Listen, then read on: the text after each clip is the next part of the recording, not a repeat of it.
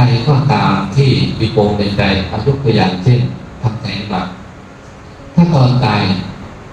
และอารมณ์ทำแท้งมาเนี่ยอารมณ์เหล่านี้มันจะลากเขาลงนรกเลยเพราะอารมณ์เหล่านี้มันลากจิตได้เราฆ่าลูกเราไป2 คนสิ่งอันใดแรกที่ต้องทำก็คือยอมรับขอเข้ามาก็แล้วขออภัยแล้วยอมผิดแล้วตอนนี้ความคิดแบบนี้มาเมื่อไหร่ปุ๊บรู้สึกตัวยอมรับยอมผิดอะไรจะเกิดก็เกิดอะไรก็เป็นยอมแต่ทำแค่รู้สึกตัวเหมือนที่เกิดอาตมาแต่พอครั้งที่10ครั้งที่100ครั้งที่1,000ครั้งที่10,000พลังความรุนแรงมันจะลดลงเรื่อยลดลงจนกระทั่งมาก็แค่มาและถ้าให้ประเสริฐยิ่งให้มันหลุดไป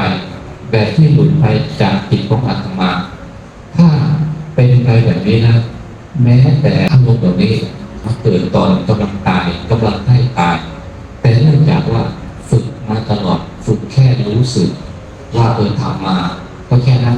แล้วก็ปล่อยก็วางไปนั้นอารมณ์เหล่านี้จะลากเขาลงต่ำไม่ได้เลยอาตมามั่นใจ